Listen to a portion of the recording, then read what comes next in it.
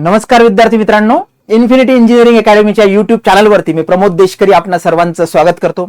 विद्यार्थी मित्रांनो, आयोगाच्या ज्या काही स्पर्धा परीक्षा होतात किंवा आयोग ज्या परीक्षा कंडक्ट करतं त्या सगळ्या परीक्षांमध्ये तुम्ही जेव्हा ऍप्लिकेशन करत असता तर त्या ऍप्लिकेशन्सच्या अगोदर आपल्याला एक महत्त्वाची प्रोसेस करायची असते आणि ते म्हणजे प्रोफाईल क्रिएशन। तर विद्यार्थी मित्रांनो, त्याच्यावरती आपण या सेशन मध्ये डिटेल स्टेप बाय स्टेप माहिती सांगणार आहोत। जे विद्यार्थी नवीन आहे आणि पहिल्यांदा तयारी करतायत किंवा पहिल्यांदा अप्लाय करणार आहेत तर त्यांनी हा व्हिडिओ शेवटपर्यंत बघायला विसरू नका। आणि सगळ्यात जास्त आपण फोकस करणार आहोत की जे विद्यार्थी मेकॅनिकल, ऑटोमोबाईल किंवा प्रोडक्शनचे आहेत आणि जे आता आगामी येणाऱ्या आरटीओ एमव्हीआय ची तयारी करणार आहेत तर त्यांनी तर हा व्हिडिओ नक्कीच पूर्ण बघायला पाहिजे। विद्यार्थी मित्रांनो, आरटीओ एमव्हीआय 461 जागांची जाहिरात या महिन्यात येणार आहे आणि त्याच्या अगोदर आपलं जे प्रिपरेशन सुरू झालं पाहिजे। तर त्यासाठी आयोगाच्या वेबसाईट वरती प्रोफाईल कसं तयार करायचं किंवा ऍप्लिकेशन प्रोसेस कुठून सुरुवात होते ही सगळी माहिती आणि ऑफिशियल वेबसाईट कुठली ही सगळी माहिती आपण या सेशन मध्ये सांगणार आहोत। त्याच्यामुळे नक्कीच विद्यार्थी मित्रांनो, संधीचं सोनं करायचं आहे आपल्याला आरटीओ एमव्हीआय साठी आणि सुरुवात आपल्याला प्रोफाईल बनवण्यापासून करायची आहे। विद्यार्थी मित्रांनो, इन्फिनिटी अकॅडमी 2017 असेल 2020 असेल एक परफेक्ट मार्गदर्शक म्हणून ठरलेलं आहे। सगळ्यात जास्त सिलेक्शन्स आपण दिलेले आहेत आणि प्रिलिम साठी आपली एक प्रॉपर बॅच ज्याच्यामध्ये प्रत्येक विषयाला एक सेपरेट मार्गदर्शक आणि तज्ञ अनुभवी शिक्षक वर्ग असणार आहे। त्याच्यामुळे प्रत्येक जे टप्पा आहे मग कुठलाही पर्टिक्युलर मुख्य असो प्री असो त्याच्यामध्ये एक परफेक्ट मार्गदर्शन आपल्या इन्फिनिटी अकॅडमीच्या रूपाने तुम्हाला लाभणार आहे। विद्यार्थी मित्रांनो, तुम्हाला बॅच साठी अधिक माहिती हवी असेल तर आपला IVR क्रमांक 7887811411 याच्यावरती तुम्ही संपर्क साधू शकता। संपूर्ण माहिती प्री, मेन्स आणि स्टडी मटेरियल हे सगळं तुम्हाला एका क्लिक वरती एका कॉल वरती मिळणार आहे। ओके, तर चला सुरुवात करूया विदाउट वेस्टिंग टाइम। विद्यार्थी मित्रांनो, आयोगातर्फे गट क चं जरी पद असेल तरी घेतल्या जाते ही एक्झामिनेशन। पूर्व आणि मुख्य हे दोन टप्पे आहेत आणि याच्यामध्ये ऍडव्हर्टाइजमेंट जेव्हा येईल त्यावेळेस आपल्याला अप्लाय करायचंय, पण त्याच्या अगोदर आपल्याला प्रोफाईल तयार करून घ्यायचं आहे।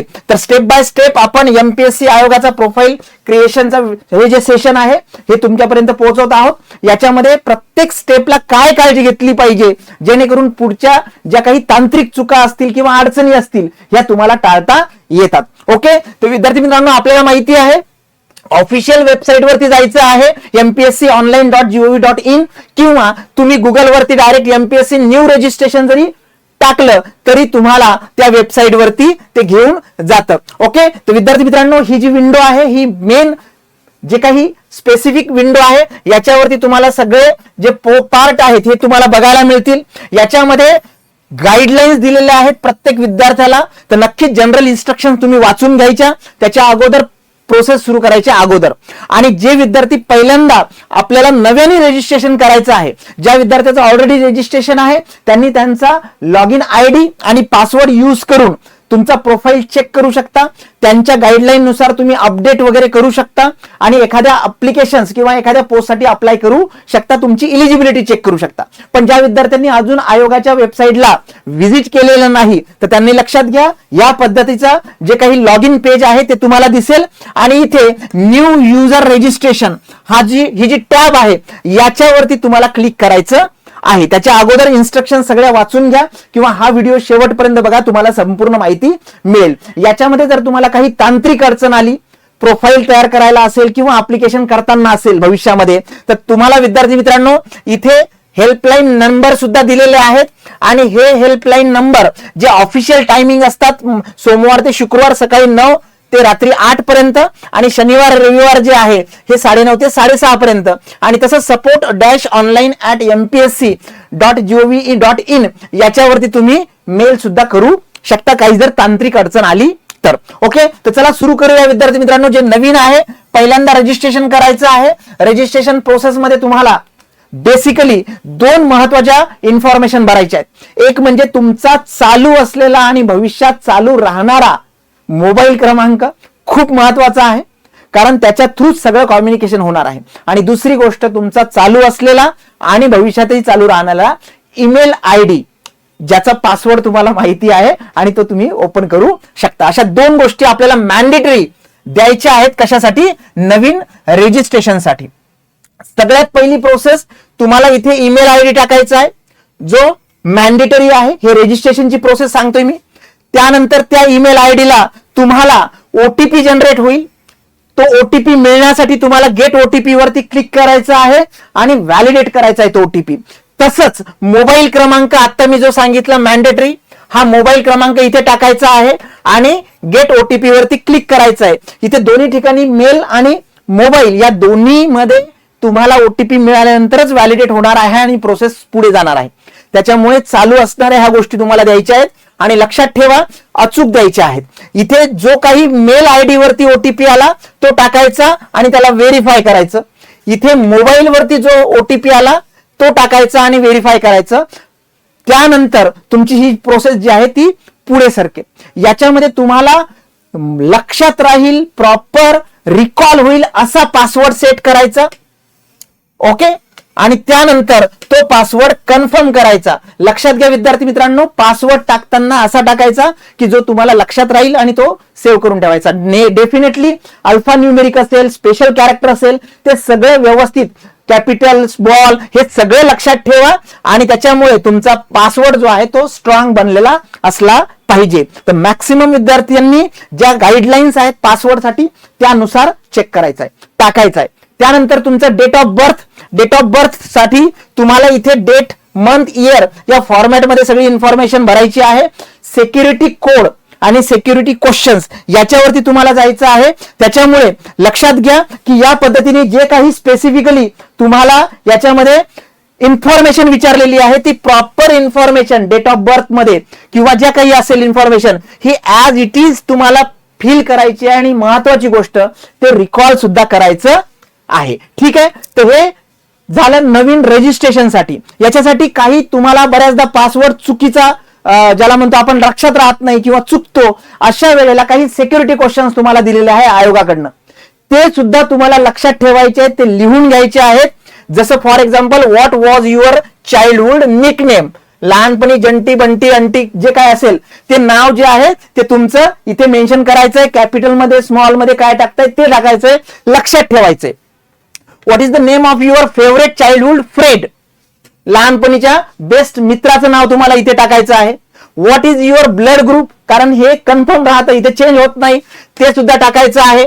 सगळ्यांना रेड ॲस्ट्रिच दिलेला आहे, याचा अर्थ प्रत्येक प्रश्न हा तुमचा कंपल्सरी आहे. आणि हे सगळे प्रश्न लिहूनही ठेवा, त्याचे उत्तर पण लिहून ठेवा. कॅपिटल टाकलंय, स्मॉल टाकलंय, हा सुद्धा महत्वाचा भाग. कारण जर चुकून एखाद्या वेळेला तुमचा पासवर्ड विसरला गेला तर हे क्वेश्चन्स तुम्हाला मदत करतील पासवर्ड रिसेट करण्यासाठी.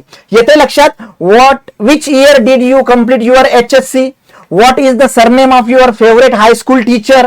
हु is your favourite sport person. हे असे काही प्रश्न आणि त्याच्या उत्तरासाठी जागा दिलेल्या आहेत. हे सगळं कन्फर्मेशन केल्यानंतर तुम्हाला तिथे काय करायचंय, रजिस्टर करायचंय.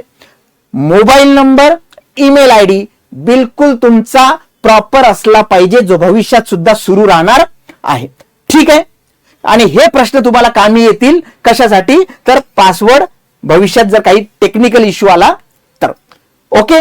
तर रजिस्ट्रेशन केलंय, जसं मी सांगितलंय सगळे क्वेश्चनचे आन्सर तुम्ही लिहिले. इथे हा कॅप्चा आहे आणि रजिस्टर वरती या बटन वरती क्लिक केलं की तुमचं रजिस्ट्रेशन प्रोसेस जी काय आहे ती कंप्लीट होणार आहे. आणि त्यानंतर तुमचा लॉग इन, एक तर तुमचा मोबाईल नंबर किंवा ईमेल आयडी आणि जो तुम्ही पासवर्ड सेट केलाय तो पासवर्ड आता याने तुम्ही लॉग इन करू शकता.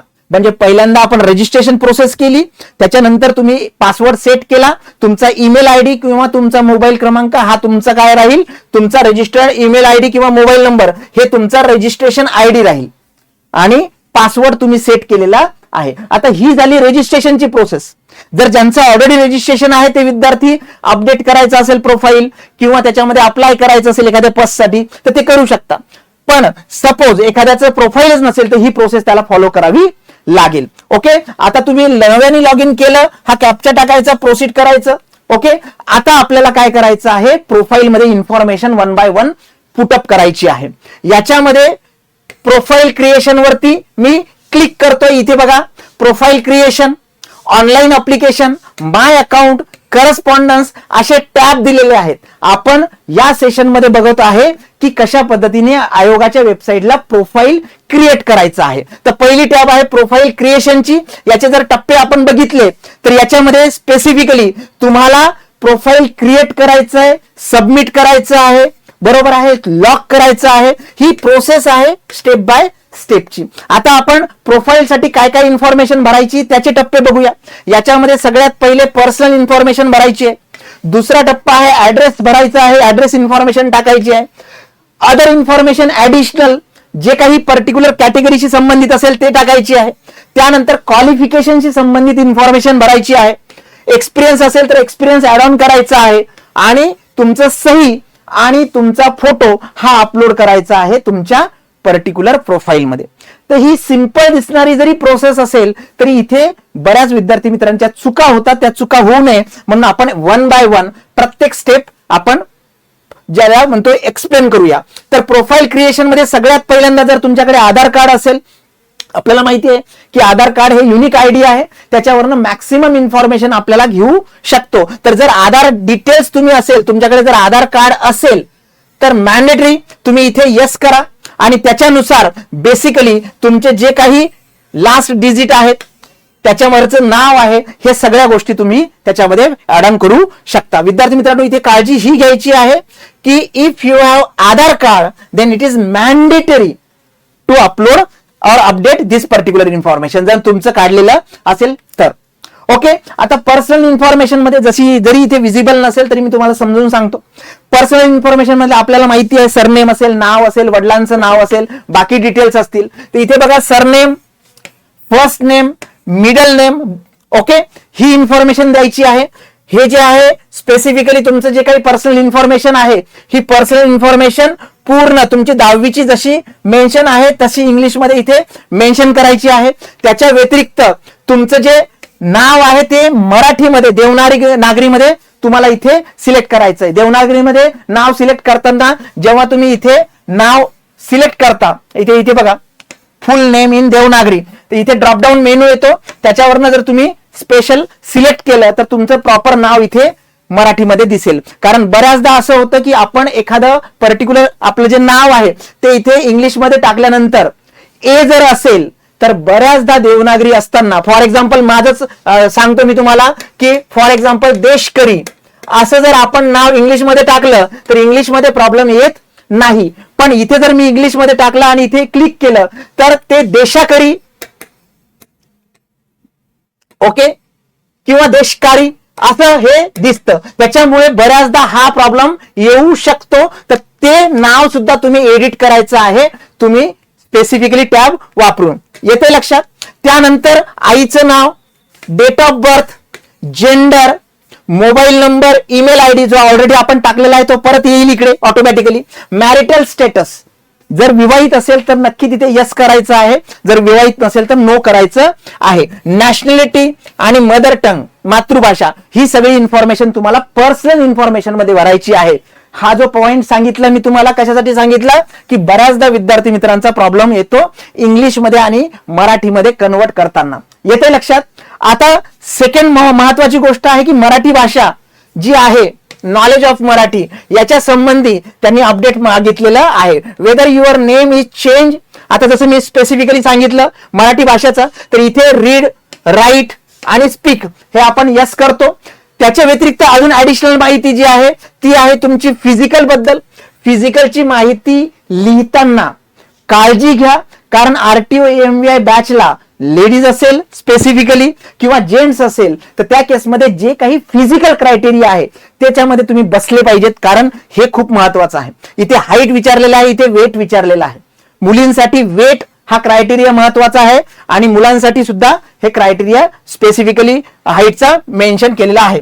ओके, 10वी मध्ये नाव जर चेंज झालेलं असेल तुमचं, तुमचे जर ज्याला म्हणतो आपण की लग्नानंतर नाव चेंज झालं असेल तर ते सुद्धा यस किंवा नो मेन्शन करायचं आहे. हा एक एक टप्पा आपण जातोय. Caste category details. आता कास्ट कॅटेगरी डिटेल्स मध्ये लक्षात घ्या, तुमच्याकडे सर्टिफिकेट्स असतील, कास्ट व्हॅलिडिटी साईडला ठेवा, पण जे बाकीचे विद्यार्थी आहेत काही कॅटेगरीसाठी, तर ती सिलेक्ट करताना प्रॉपर सिलेक्ट करणं खूप आवश्यक आहे. कास्ट कॅटेगरी डिटेल्स, तुमची जी काही कास्ट कॅटेगरी असेल ती इथे सिलेक्ट करायची. कास्ट कॅटेगरी सिलेक्ट केली का तुम्हाला तुमचं कास्ट सर्टिफिकेट घेऊन बसायचंय, कारण सेकंड तुम्हाला टाकायचं आहे कास्ट सर्टिफिकेट नंबर. तिसरं टाकायचं आहे की कास्ट सर्टिफिकेट तुम्हाला इश्यू केलं त्या डिस्ट्रिक्टचं नाव आणि कुठल्या तारखेला इश्यू केलं कास्ट सर्टिफिकेट. कारण हे महत्वाचं याच्यासाठी आहे, तुम्ही ओपन मधनं फॉर्म भरताय की कॅटेगरी मधनं, ते तुम्हाला इथे मेन्शन करणं आवश्यक आहे. तर तुमची जी काही कॅटेगरी असेल ती मेन्शन केली की ह्या 3 गोष्टी तुम्हाला भराव्याच लागतील. जर तुम्ही ओपन म्हणजे अनरिझर्व कॅटेगरीमध्ये असाल, तुम्ही जर अनरिझर्व केलं तर ह्या गोष्टी येणार नाही. येते लक्षात? हे झालं तुमचं कास्ट डिटेल. आता सेकंड आहे की ज्या कॅटेगरीसाठी, कास्ट कॅटेगरीसाठी 8 लाखाच्या कमी उत्पन्न पाहिजे तरच ते कॅटेगरीचं बेनिफिट तुम्हाला मिळतं, म्हणजेच NCL, non creamy layer. Okay, उन्नत गटात मोडत नाही अशा पद्धतीचं ते प्रमाणपत्र आहे. तर इथे विचारतं do you belong to non creamy layer. जर तुम्ही यस केलं तर नक्कीच तुम्हाला नॉन क्रीमी लेअर एनसीएल चा सर्टिफिकेट नंबर कुठल्या तारखेला मिळालं हे विचारणार आहे. तुमच्याकडे जर एनसीएल असेल, व्हॅलिड एनसीएल लागतं इथे, तर ते सुद्धा तुम्ही लक्षात घ्या. येते लक्षात तुमच्या एनसीएल दाखल्यावरती कुठल्या तारखेपर्यंत किंवा वर्षापर्यंत हे व्हॅलिड आहे हे लिहिलेलं असतं.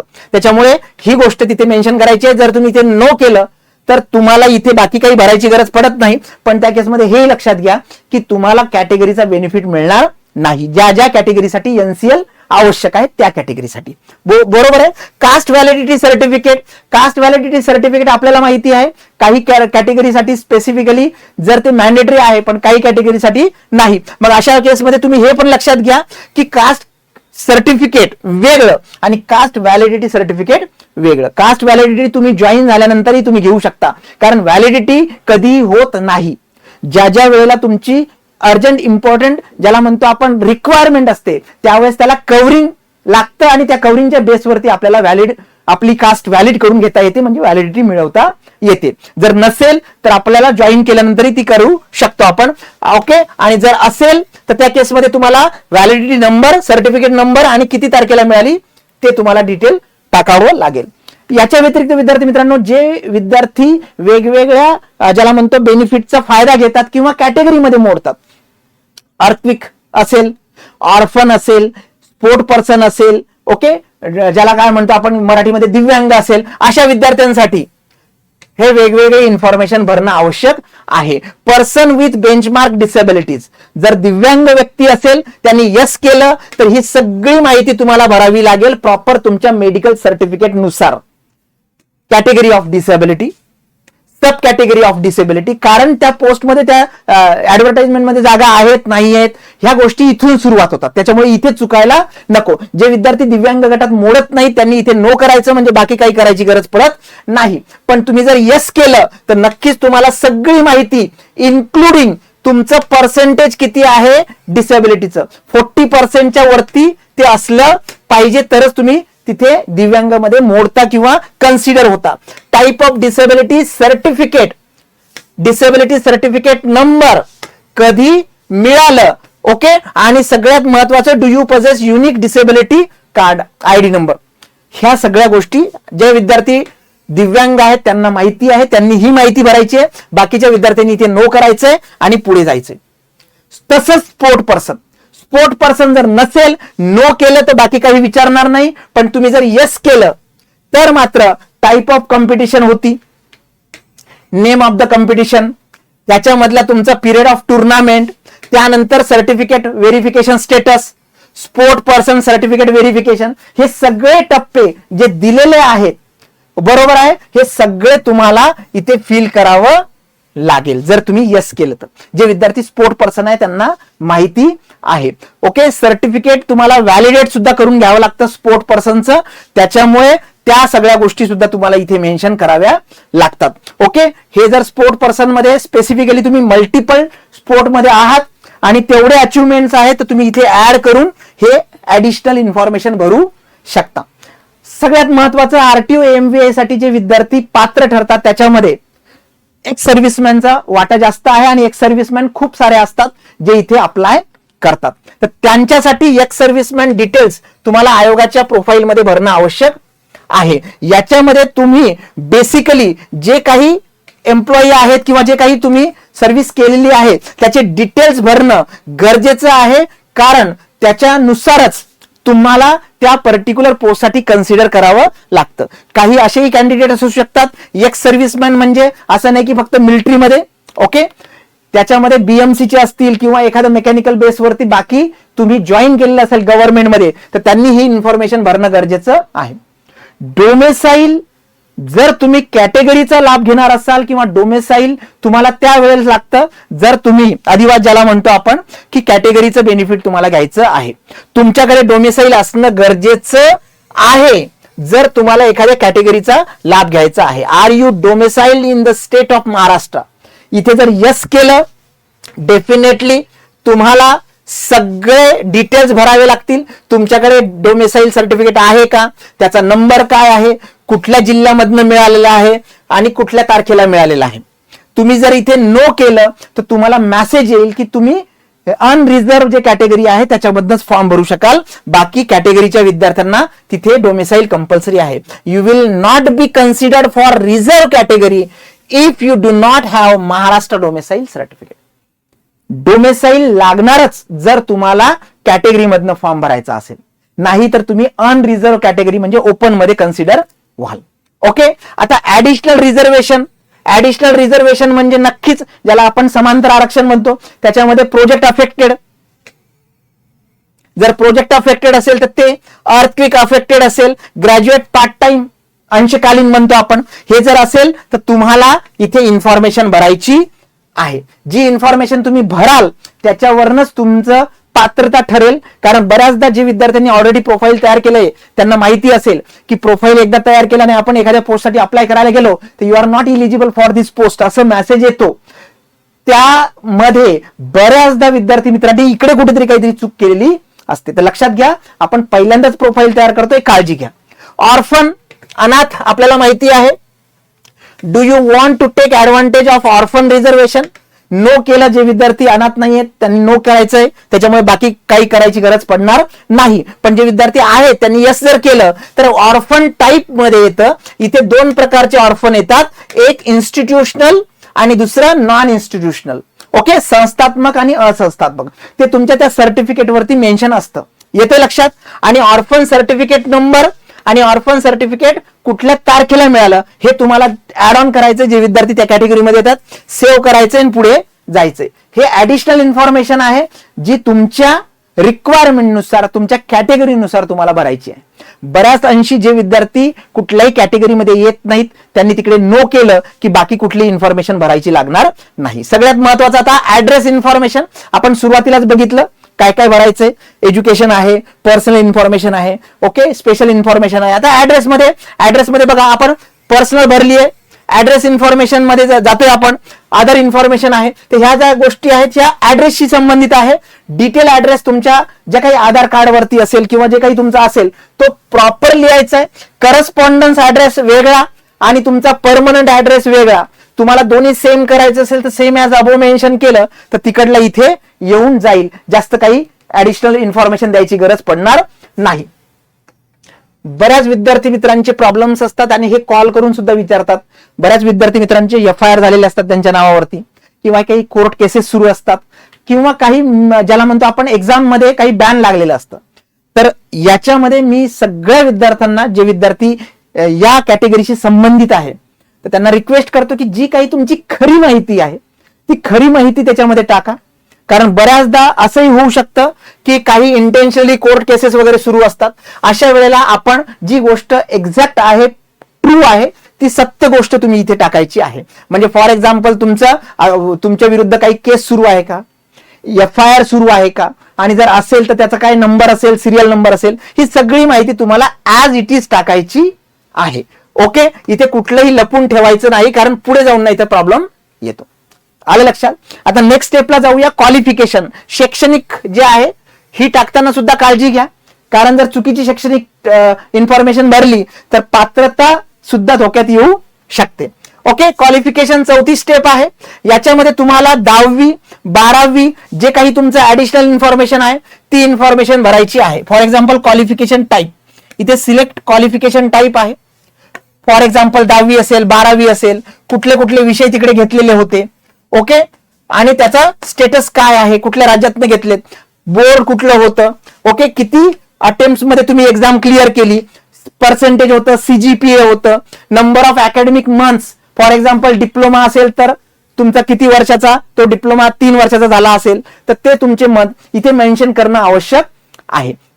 तुम्हाला कुठला क्लास मिळाला, फर्स्ट क्लास, डिस्टिंक्शन, ते सगळं इन्फॉर्मेशन याच्यामध्ये टाकायचं आहे. काही नॉन मॅन्डेटरी टॉपिक सुद्धा पॉइंट्स आहेत याच्यामध्ये. फॉर एक्झाम्पल कंपल्सरी सब्जेक्ट कुठले होते, मोड कुठला होता, किती अटेम्प्ट झाले, तर जे मॅन्डेटरी आहे तेवढी इन्फॉर्मेशन टाका, सेव्ह करून पुढे जा. हे झालं क्वालिफिकेशन.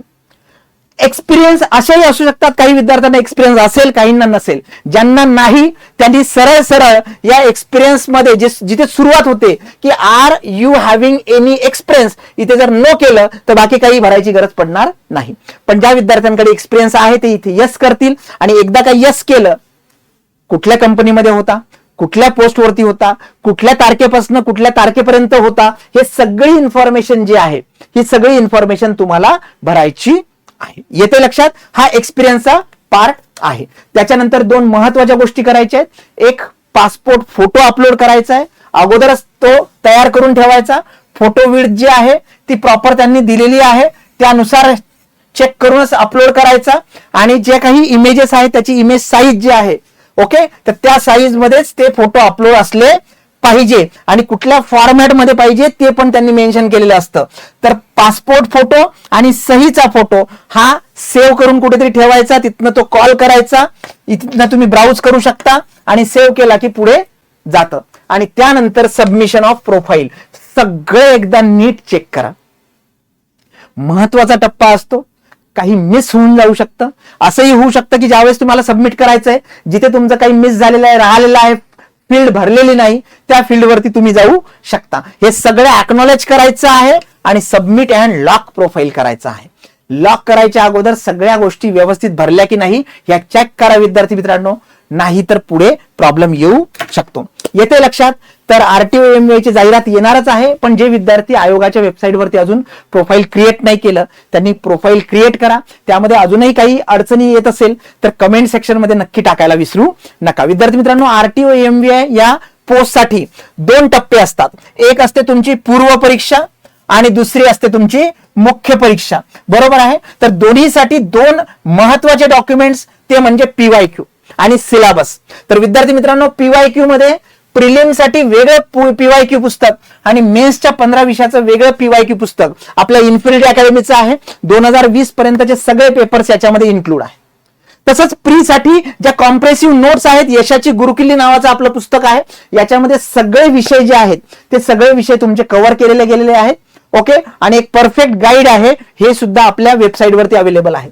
आणि मुख्य परीक्षेसाठी 3 पुस्तकांचा हा संच एकत्रित याच्यामध्ये 15 विषय तुमचे कव्हर केलेले आहेत. ओके, तर विद्यार्थी मित्रांनो लक्षात घ्या, ही खूप चांगल्या पद्धतीचं स्टडी मटेरियल आहे. मेन्स एक्झामिनेशन साठी सगळ्या विषयांचे फॉर्म्युले एका सिंपल 11 शीट्सच्या संचामध्ये उपलब्ध आहेत. आणि बॅचची इन्फॉर्मेशन जर हवी असेल तर मी तुम्हाला आता सांगितलं 7788-781-1411 याच्यावरती तुम्ही संपर्क करू शकता. विद्यार्थी मित्रांनो लक्षात घ्या, टप्पेवाईज जायचंय आपल्याला. एक पर्टिक्युलर पॉइंट रिकॉल करून त्याच्यावरती काम करायचं आहे. बॅच असेल, स्टडी मटेरियल असेल, एकदा का ते सिलेक्ट केलं की त्याला टार्गेट फोकस्ड राहायचं आणि अवांतर वाचण्यापासून वाचायचं. ओके विद्यार्थी मित्रांनो, प्रोफाईल तयार करताना तुम्हाला अजूनही काही अडचणी आल्या, तांत्रिक अडचणी आल्या तर मी तुम्हाला आयोगाचे नंबर सुद्धा सांगितलेले आहेत. आणि तसंच आमच्या स्पेसिफिक नंबरवरती, या नंबरवरती तुम्ही कॉल करू शकता आणि अधिक माहिती घेऊ शकता. ओके, तर सुरुवात इथनं करायची आहे आणि अभ्यास आजपासून करायचा आहे. तुम्हाला जर हा व्हिडिओ इन्फॉर्मेटिव्ह वाटला तर तुमच्या 5 मित्रांना नक्की याची लिंक शेअर करायला विसरू नका. आणि चॅनलवरती नवीन असाल तर पहिले सबस्क्राईब करा, घंटी प्रेस करा आणि शेअर सुद्धा करा. Thank you so much.